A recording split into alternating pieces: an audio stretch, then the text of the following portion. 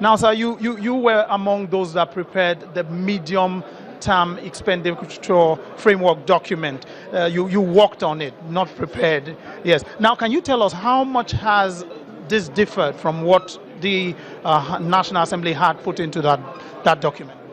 Well, from the president's speech, the medium-term expenditure framework and the fiscal strategy paper has no significant difference from the president's speech.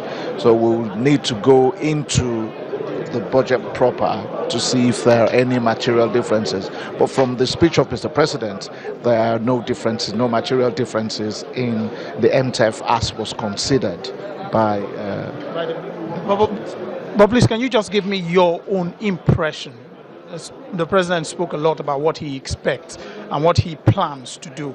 As the National Assembly, as an arm, what do you see what do you take? Well, it really appears that the president is determined to revive this economy, and that is critical for the National Assembly.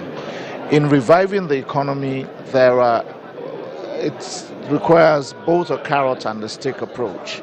You've got to be firm in certain areas and you've got to be flexible in other areas. The president appears to have put before the parliament a budget that is sufficient to deal adequately with revival of the economy, ensuring security and safety of Nigerians, and also ensuring that we keep those critical jobs that would aid the growth of any nation. The budget appears to be going in that direction. But like they say, the devil is in the details. So we really need to look at the document in details. But from sectoral allocations, it's clear that the direction that Mr. President is going is in line with the legislative agenda set for the Parliament. Very quickly, the issue of the budgeting system. The president spoke about the zero budgeting system. Can you please help us understand how does that affect the House? Well, affecting the House, it's a policy by which the executive determines the priority sectors of the economy and apportions its resources to conclusively deal with those priorities.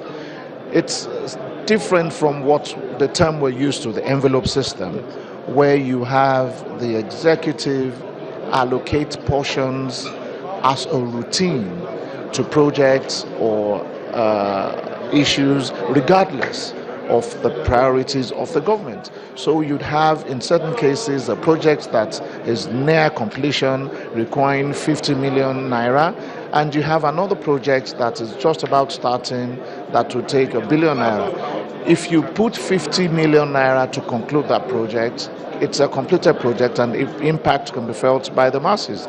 If you start another project that would require further funds without you knowing where the resources come from, you're just starting another what could be abandoned or phantom or inconclusive project. So this will work if we're all committed to it.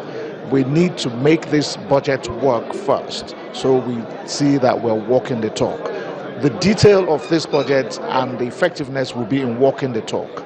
And that's what, as a parliament, we're going to ensure we do by our oversight. Thank you very much.